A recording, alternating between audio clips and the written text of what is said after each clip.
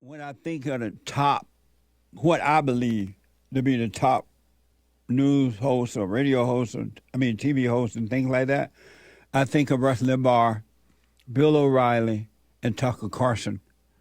They have been men who have love in their heart, not only for God, I believe, but for the world around them. So they have put the truth out there in hopes that others may find the truth. And so I really wish Tucker well. I wish him well. And if you notice, because in our country today, anger is being taught as love, there is no forgiving. And it's only destruction of oneself and trying to destroy others. And that's the primary reason that Tucker is under attack, because he appears and seems to want what's right. And from what I've seen of him and watched the show, is that he has always, or ever since I've been aware, wanted to point you back to become an individual and do and be what's right. Be right and do right. He wants what's right for the country. But the children of the lie, anyone that has anger is the children of the lie. They don't want that. And there are people who rejoice when he was, when they split ties together with Fox News there. Woe unto the human being who rejoices in another person's suffering. You have no idea what you bring upon yourself. You really don't. And you're hurting yourself thinking you're hurting others. I remember when Rush Limbaugh expired, a lot of folks rejoiced. All the children of the devil rejoiced. They hate the light, and they are bringing things upon themselves. Christ said that we should never rejoice in someone else's suffering. You wish people well, even your enemy, and you move on with your life. That way you can have a long life. Breitbart reported the political world was shaken Monday after Fox News announced it had parted ways with Tucker Carlson. Carson's last program was Friday, April 21st. Watch this from Fox. So if you want total control over the entire country, you need demographic change everywhere, including in the suburbs. This is a very obvious insight, and Democrats have been on the case for quite a while. Back in 2009, the Obama administration took the county of Westchester in New York, a solidly Democratic place, to court.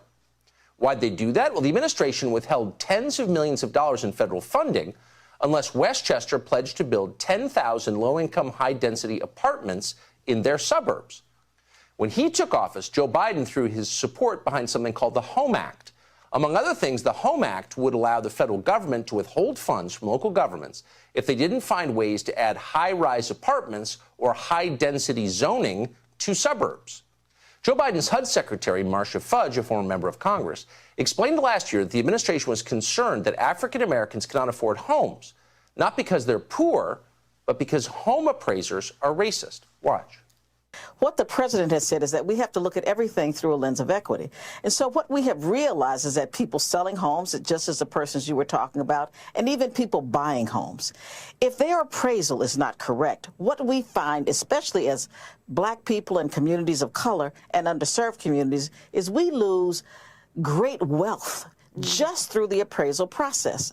And so once we can start to address and just own up to the fact that we are continuing to discriminate and redline in our housing efforts, then I think that we can make sure that we can start to deal with the racial wealth gap. They want to change the suburbs, make them denser, so there'll be more reliably Democratic voting. That's the bottom line. It's always about election results. It's always about power. It's not about improving anybody's life. And that's an example of why they hate Tucker Carlson. They hate him for that reason. He tell you what's really going on, and they don't want you to know. And you see that woman with the fro, black.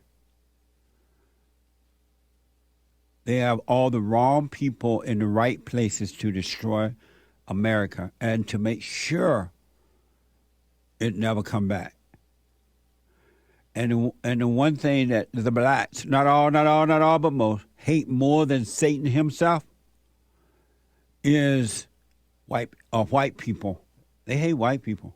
They're jealous of them. They believe that white people are superior to them. And that's why they're trying to take from the white man rather than build and do their own thing, be an independent person. Because they know they don't have it in them, and they're jealous of the white man. They're envious, and they're revengeful. And they're trying to destroy the white man. And they're putting these people in places to do that. And especially these angry black women. With the froze, the devil know who to use. I wish Tucker well. This is from Yahoo in 2020. And I remember when Tucker was on CNN, I believe it was CNN, I was interviewed by him on there as well as Fox News. I've seen him at different debates over the years. In April 2020, Carlson broke the record for most watched cable news program in U.S. history. Think about that. Smoke on that one. You think the devil is pleased with that? What do you mean this white man up there telling the truth and he going to be the number one in U.S. history? That means he beat out the great Rush Limbaugh, the great Bill O'Reilly. Yahoo is reporting that in 2020, Carlson broke the record for most watched cable news program in U.S. history, cracking more than 4.5 million views on average. Smoke on that, devil. It ain't over. It ain't over till the fat lady sings.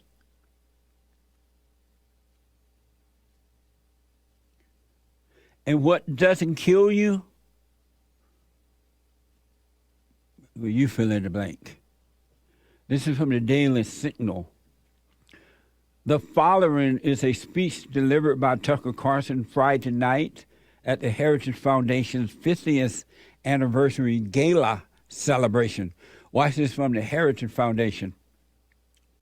There is, as there always is, this is a fact of nature and theology and of observable reality, there is a countervailing force at work always. There's a counterbalance to the badness. It's called goodness. And you see it in people. So for every 10 people who are putting he and him in their electronic JP Morgan email signatures, there's one person who's like, no, I'm not doing that. Sorry, I don't want to fight, but I'm not doing that. It's a betrayal of what I think is true. It's a betrayal of my conscience, of my faith. And there's nothing you can do to me to make me do it. And I hope it won't come to that. But if it does come to that, here I am. Here I am. And once you say one true thing and stick with it, all kinds of other true things occur to you. The truth is contagious. Lying is, but the truth is as well. And the second you decide to tell the truth about something, you are filled with this, I don't want to get supernatural on you, but you are filled with this power from somewhere else. Try it. Tell the truth about something. You feel it every day. The more you tell the truth, the stronger you become. And, of course, the opposite is also true. The more you lie, the weaker and more terrified you become.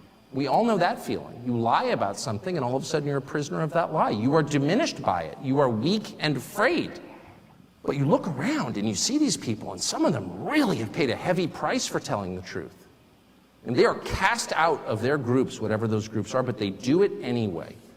And I look on at those people with the deepest possible admiration. I am paid to do that. No one is trained to stand up in the middle of a DEI meeting at Citibank and say, this is nonsense. And the people who do that, they have my deepest admiration. And so their example really gives me hope. It thrills me. I talk to them all day long, people like that. That's the first thing. We should, in this sad moment, of profound and widespread destruction of the institutions that people who share our views built, by the way. Earlier generations that would agree substantially with every person in this room, they built those and now they're being destroyed. And oh, that's so depressing. But we can also see rising in the distance new things, new institutions led by new people who are every bit as brave as the people who came before us. Amen. Wow. That's why they hate Tucker Carlson. That's so deep. I can listen to that kind of talk all day long, 24 hours a day, 365 days in a year. That's the truth, folks. That's the truth. And that's why they hate Tucker Carlson. People with anger hate truth. And they hate the person that the truth comes through. And they don't hate you. They hate the truth that comes through you because the truth is of God. And that's why they try to cast you out. Group thinking people hate that right there. They hate that truth. Individuals love it. And the devil want Tucker out. Shut up. Don't speak the truth. Don't listen to God. I'm going to make you suffer to make sure. Or at least try desperately to make sure you don't put the truth out there. I'm going to use my human beings. I'm going to work through them to make sure you don't put the truth out there. And they try to cast you out. That's so deep, it's mind-blowing. That's why they hate Tucker Carlson and they want him out. It ain't about racism. It ain't about anything but that. I don't care what physical thing happened out there or whatever. It's about that.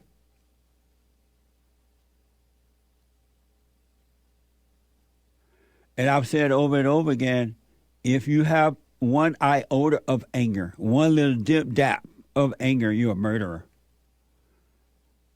And I want to give you examples of murderers, people with anger, right? This is from Breitbart. Hollywood celebrities, so-called celebrities, rejoice after Tucker Carlson depart from Fox. Here's photos of that, and Hassan going to read it. From Rob Reiner, cutting out one cancerous growth won't stop Fox from being riddled with it everywhere else. Amazing. So they call good cancerous, and they call hate good. Woe unto the human being that does that. Anyone that has anger, woe unto you. Okay. And from George Takei, don't let the door hit you on your way out, you horrid, soulless man. Hashtag Tucker Carlson. Amazing. Woe unto the human being who rejoices at what they think another man's suffering is. Those two men, I never met them that I'm aware of, but they are miserable and they hate good. They hate what coming through Tucker Carlson, and they call good evil. I would suggest do what you want, of course. Drop your anger, return to love, and overcome the fallen state. It's going to get worse before it gets better because it is a spiritual battle. It's not physical at all. It's spiritual. And angry people hate those people who allow good and not their goodness, because none of us are good. Only God is good, right? But they allow good to work through them. You're hated by your mama, your friends, your family members, and everybody. And they call it love. Anyway, what a mess. I wish Tucker well. I'm sure he is well.